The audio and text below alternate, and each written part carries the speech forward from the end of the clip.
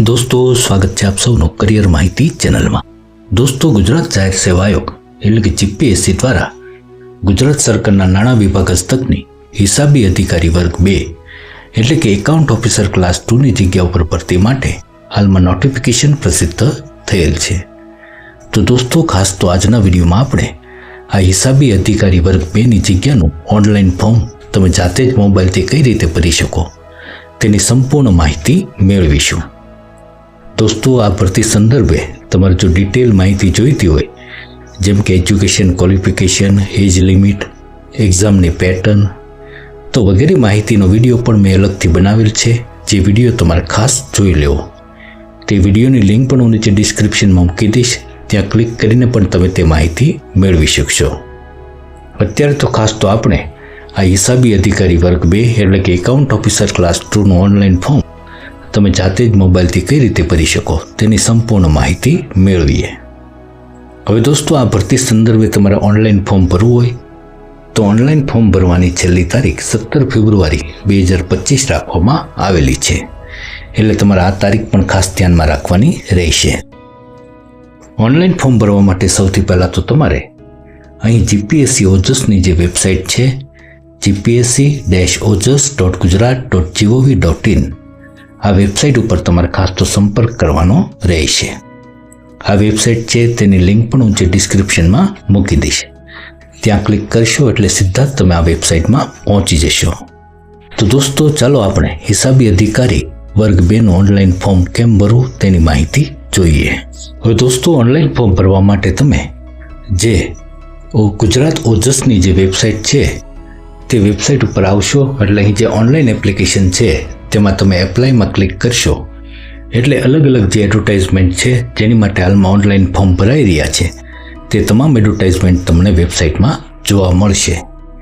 આપણે ખાસ તો અહીં હિસાબી અધિકારીનું ઓનલાઈન ફોર્મ ભરવાનું છે, એટલે હિસાબી અધિકારીનું ફોર્મ ભરવા માટે અહીં જે જાહેરાત ક્રમાંક 114 આપેલ છે તેમાં તમે અહીં જોઈ શકો છો કે GPSC account officer class 2 Gujarat account service.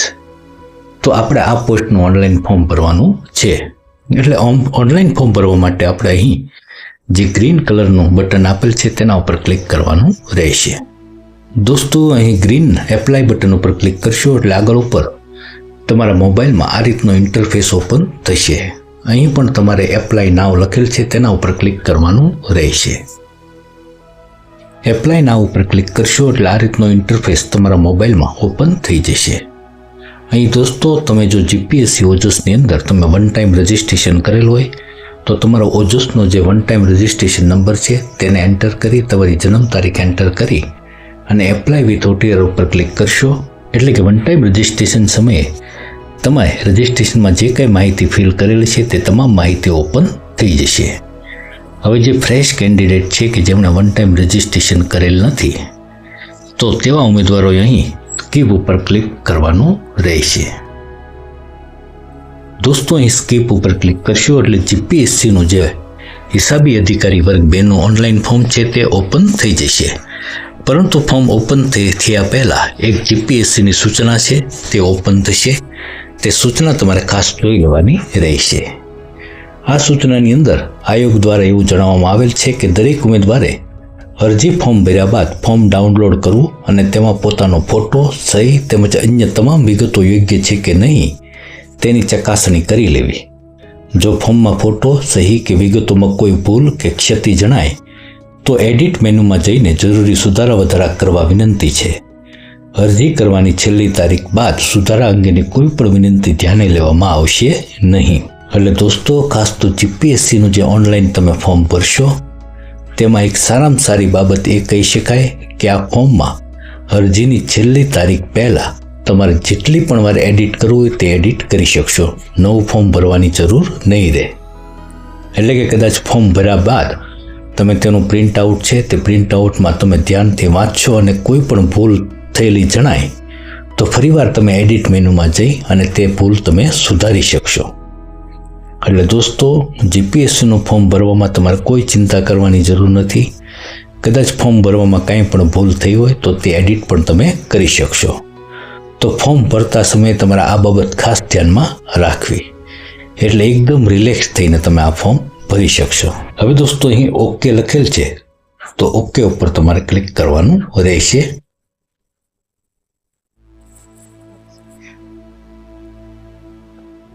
દોસ્તો તમે સ્ક્રીન ઉપર જોઈ શકો છો કે એકાઉન્ટ ઓફિસર ક્લાસ 2નું ઓનલાઈન ફોર્મ છે તે તમારા મોબાઈલમાં આ રીતે ઓપન થઈ જશે.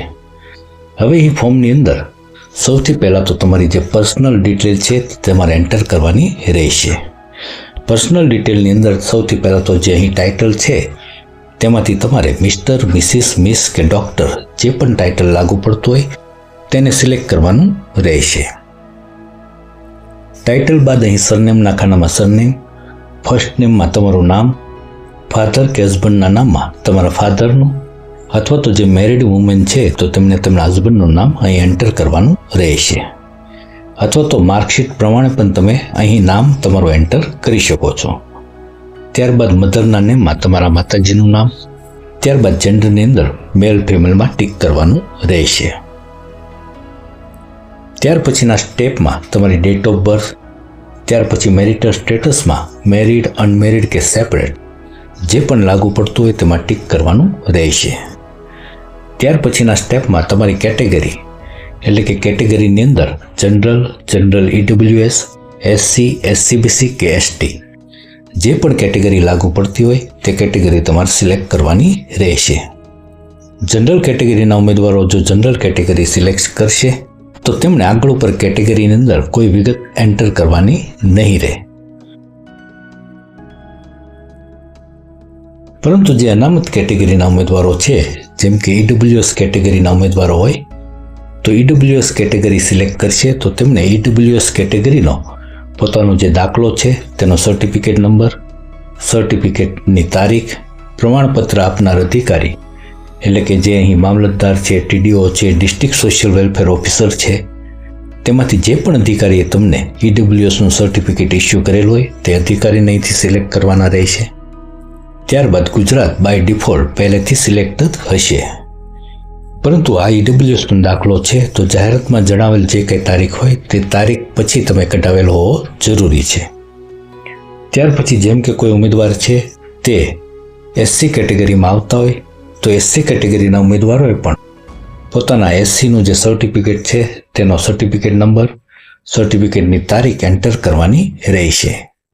જો કોઈ ઉમેદવાર SCBC કેટેગરીમાં આવતા હોય એટલે કે SCBC અથવા તો OBC જેને આપણે કહી શકીએ તો SCBC કેટેગરીના ઉમેદવારો છે તો તેમણે પણ પોતાનું જે કાસ્ટ સર્ટિફિકેટ હોય તો તેનો નંબર, કાસ્ટ સર્ટિફિકેટની તારીખ એન્ટર કરવાની રહેશે. ગુજરાત બાય ડિફોલ્ટ પહેલેથી સિલેક્ટ થશે. ત્યારબાદ SCBC કેટેગરીના ઉમેદવારો છે તો તેમને નોન ક્રિમિલિયર સર્ટિફિકેટ પણ કઢાવવાનું હોય છે. આ નોન ક્રિમિલિયર સર્ટિફિકેટ છે તે 3 વર્ષની અંદરનું હોવું જરૂરી છે. એટલે કે આ નોન ક્રિમિલિયર સર્ટિફિકેટ છે તેનો નંબર, તેની તારીખ તેમજ નોન ક્રિમિલિયર સર્ટિફિકેટ આપનાર અધિકારી છે તેને અહીંથી તમારે સિલેક્ટ કરવાનું રહેશે. દોસ્તો ખાસ તો જેમણે વન ટાઈમ રજિસ્ટ્રેશન કરાવેલું હોય છે તે ઉમેદવારોએ ઘણા સમય પહેલાં આ રજિસ્ટ્રેશન કરાવેલું હોય છે તો તેમનો રજિસ્ટ્રેશનની અંદર જે non creamy layer certificate number enter કરેલો હોય છે તે જૂનો હોય છે તો તેમણે ઓનલાઈન ફોર્મ ભરતા સમયે ખાસ આ ચેક કરવાનું રહેશે. આ ઉપરાંત જો કોઈ ઉમેદવાર ST કેટેગરીમાં આવતા હોય તો ST કેટેગરીને સિલેક્ટ કરી અને તેમનું જે ST કેટેગરીનું જે સર્ટિફિકેટ હોય તેનો નંબર, તેની તારીખ એન્ટર કરવાની રહેશે.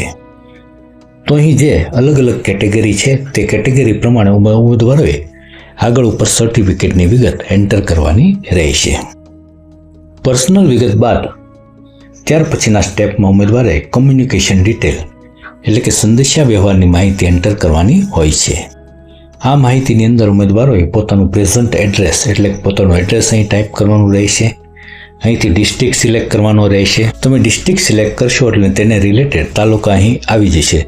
તેમાંથી તાલુકો સિલેક્ટ કરવાનો રહેશે. ત્યારબાદ તમારે અહીં પિનકોડ નંબર એન્ટર કરવાનો રહેશે. પ્રેઝન્ટ એડ્રેસ બાદ તમારે પરમેનન્ટ એડ્રેસ છે તે તમારે અહીં એન્ટર કરવાનું રહેશે.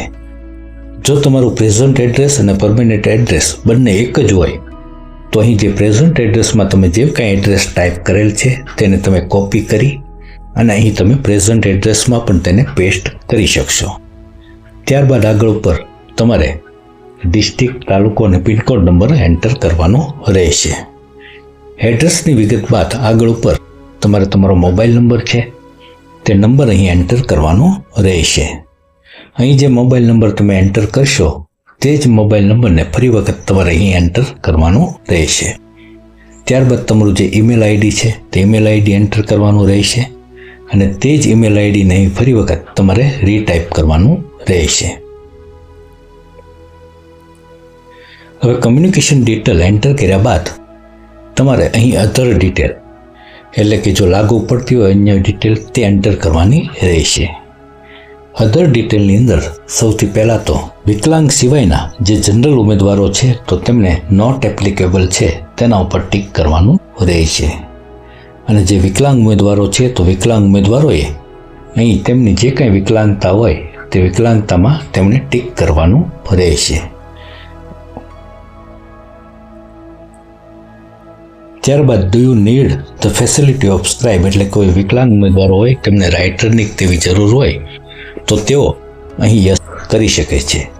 અહીં બેઝિક નોલેજ ઓફ કોમ્પ્યુટરમાં બાય ડિફોલ્ટ પહેલથી યસ જ હશે તે તમારે રહેવા દેવાનું છે. ત્યારબાદ વિધવા મહિલા ઉમેદવારો છે તો તેમણે યસ ટીક કરી અને સર્ટિફિકેટની વિગત એન્ટર કરવાની રહેશે. અન્યથા બાકીના ઉમેદવારો માટે નો પહેલેથી જ જે ટીક હશે તે જ રહેવા દેવાનું રહેશે. ત્યારબાદ એક સર્વિસમેન હોય તો તેમણે યસ કરી અને તેમને રિલેટેડ વિગત અહીં એન્ટર કરવાની રહેશે. નહીતર ફોર્મની અંદર બાય ડિફોલ્ટ પહેલેથી નો જ હશે તે તેમ જ તમારે રહેવા દેવાનું રહેશે. ત્યારબાદ ગવર્મેન્ટની અંદર નોકરી કરતા હોય તેવા ઉમેદવારોએ અહીં યસ ટીક કરી અને પોતાની સંબંધિત વિગત અહીં ભરવાની રહેશે. બાકીના ઉમેદવારોએ નો અહીં તેમ જ રહેવા દેવાનું છે. હવે અધર ડિટેલ એન્ટર કર્યા બાદ લેંગ્વેજની ડિટેલમાં તમારે ઇંગ્લિશ, હિન્દી કે ગુજરાતીની અંદર તમને વાંચતા, લખતા કે બોલતા આવડતું હોય તો તે ખાનાની અંદર તમારે ટીક કરવાનું રહેશે. લેંગ્વેજની ડિટેલ બાદ આગળ ઉપર તમારે ફોટોગ્રાફ અપલોડ કરવાનો રહેશે. હવે ફોટોગ્રાફ અપલોડ કરતી વખતે તમારે અહીં જે સૂચના આપેલ છે તેને તમારે ખાસ ધ્યાનમાં રાખવાની રહેશે.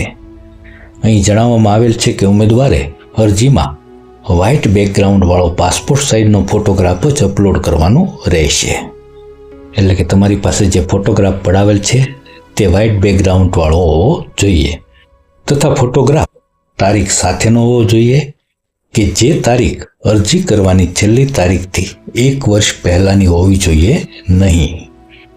એટલે દોસ્તો તમે વ્હાઇટ બેકગ્રાઉન્ડવાળો જે ફોટોગ્રાફ પડાવેલો તે ફોટોગ્રાફની અંદર 1 વર્ષની અંદરની તારીખ નાખેલ ફોટોગ્રાફ હોવો જોઈએ. દોસ્તો તો અહીં તમારે આ રીતનો જ ફોટોગ્રાફ છે તે અપલોડ કરવાનો રહેશે. ફોટોગ્રાફ છે તેનું માપ તમારે 15 કેબીથી વધારે હોવું જોઈએ નહીં. એટલે કે 15 કેબીથી ઓછી સાઇઝનો ફોટોગ્રાફ તમે સ્કેન કરેલ હશે તો જ અહીં અપલોડ થશે. ફોટોગ્રાફ બાદ તમારે વ્હાઇટ પેપરમાં તમે બ્લુ કે બ્લેક પેનથી જે સિગ્નેચર કરેલ છે તે સિગ્નેચરને પણ સ્કેન કરીને અપલોડ કરવાની રહેશે. અહીં સિગ્નેચરનું માપ પણ 15 કેબીથી તમારે ઓછું રાખવાનું રહેશે. હવે ફોટોગ્રાફ અને સિગ્નેચર અપલોડ કર્યા બાદ પછીના સ્ટેપમાં તમારે એજ્યુકેશન ડિટેલ એટલે કે શૈક્ષણિક વિગત એન્ટર કરવાની રહેશે. એજ્યુકેશન ડિટેલની અંદર તમે એજ્યુકેશન ડિટેલમાં ક્લિક કરશો એટલે અહીં બેચલર ડિગ્રી ઇન કોમર્સ એટલે કે બીકોમ, સીએ, સીએસ, સીએમએ કે આઈસીડબલ્યુએ આમાંથી તમે જે પણ લાયકાત ધરાવતો હોય તે લાયકાતને સિલેક્ટ કરી અને તેમાં તમારે ટીક કરવાનું રહેશે. લાયકાત સિલેક્ટ કર્યા બાદ તમારે અહીં પર્સન્ટેજના ખાનામાં તમારે ટકાવારી એન્ટર કરવાની છે. ગ્રેડના ખાનામાં તમારે જે કાંઈ ગ્રેડ તમે મેળવેલ હોય તે તમારે સિલેક્ટ કરવો. જો ગ્રેડ ન હોય તો એનેમાં તમારે ટીક સિલેક્ટ કરવાનું રહેશે. ત્યારબાદ ક્લાસની અંદર તમારે distinction, first class, second class કે પાસ ક્લાસ તમારી જે ટકાવારી તમે મેળવેલ હોય તે પ્રમાણે તમારે અહીંથી સિલેક્ટ કરવાનું રહેશે. ત્યારબાદ એક્ઝામ બોડીની અંદર તમે જે પણ યુનિવર્સિટી કે કોલેજમાંથી બીકોમ, સીએ, આઈસીડબલ્યુએ કે જે કંઈ લાયકાત મેળવેલ છે તે યુનિવર્સિટી કોલેજનું નામ તમારે અહીં એન્ટર કરવાનું રહેશે. ગુજરાત બાય ડિફોલ્ટ પહેલેથી સિલેક્ટ હશે. તથા તમારું જે ડિગ્રીનું જે સર્ટિફિકેટ છે તેમાં જે પાસિંગ યર લખેલું હોય તે પાસિંગ યર તમારે અહીં એન્ટર કરવાનું રહેશે. એજ્યુકેશનની ડિટેલ બાદ અહીં ડેબર્ડ કેન્ડિડેટ ડિટેલ એટલે કે have you ever been debarred by GPSC or GSSB or any other agency, એટલે કે તમને કોઈ પણ જીપીએસસી કે ગૌણ સેવા પસંદગી મંડળની કંઈ પણ જે પરીક્ષાઓ છે તેમાંથી તમને બરતરફ કરવામાં આવ્યા છે કે નહીં, તેમાં તમારે યસ કે નોમાં ટીક કરવાનું છે. આપણે નો છે તે પહેલેથી જ ટીક રહેવા દેવાનું રહેશે. હવે દોસ્તો અહીં જે બાંહેધરી આપેલી છે તે બાંહેધરીમાં તમારે અહીં નીચે યસ છે તેમાં તમારે ટીક કરવાનું રહેશે. યસ ઉપર ટીક કરી અને તમે અહીં સેવ જે ગ્રીન કલરનું બટન છે તેના ઉપર તમે ક્લિક કરશો એટલે તમારું ફોર્મ છે તે ફિલ થઈ જશે. દોસ્તો ફોર્મ ફિલ થઈ ગયા બાદ તમારું તે પ્રિન્ટ આઉટ છે તે તમારે ડાઉનલોડ કરી નાખવાનું રહેશે.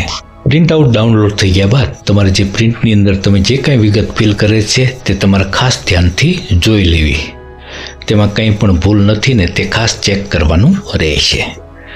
જો પ્રિન્ટ આઉટની અંદર કંઈ પણ ભૂલ હોય તો તમે અહીં એપ્લિકેશન ફોર્મની અંદર તમે અહીં ઓનલાઈન એપ્લિકેશન છે તેમાં તમે જશો એટલે અહીં જે એડિટ લખેલ છે તે એડિટ ઉપર ક્લિક કરી અને ફરી વખત લોગિન થઈ અને તમારી માહિતી છે તે તમે એડિટ કરી શકશો.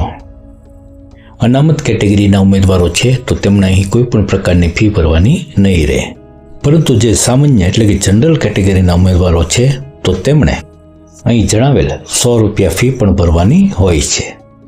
તો જનરલ કેટેગરીના ઉમેદવારોએ ઓનલાઈન ફોર્મ ભર્યા બાદ આગળ ઉપર જો ઓનલાઈન ફી ભરવાની સગવડ હોય તો ઓનલાઈન ફી ભરવાની રહેશે, અથવા તો તેનું ચલાણ પ્રિન્ટ કાઢી અને પોસ્ટ ઓફિસની અંદર જઈને ફી ભરવાની રહેશે. દોસ્તો આ ફોર્મ ભરવા બાબતમાં હજુ પણ તમને કંઈ પણ કન્ફ્યુઝન હોય તો તમે નીચે કોમેન્ટમાં અમને જણાવી શકો છો. આશા છે કે તમને જીપીએસસી દ્વારા હાલમાં જે એકાઉન્ટ ઓફિસર ક્લાસ 2ની જગ્યા ઉપર ભરતી થઈ રહી છે તેનું ઓનલાઈન ફોર્મ તમે જાતે જ મોબાઈલથી કઈ રીતે ભરી શકો તેની અગત્યની તમામ માહિતી ખૂબ જ સરળતાથી તમને આજેના વિડીયોના માધ્યમથી સમજાઈ ગઈ છે. દોસ્તો આવી જ અગત્યની માહિતી મળતી રહે એવું તમે ઈચ્છતા હો તો જો ચેનલને સબસ્ક્રાઈબ ન કરી હોય તો સબસ્ક્રાઈબ જરૂર કરી દેજો.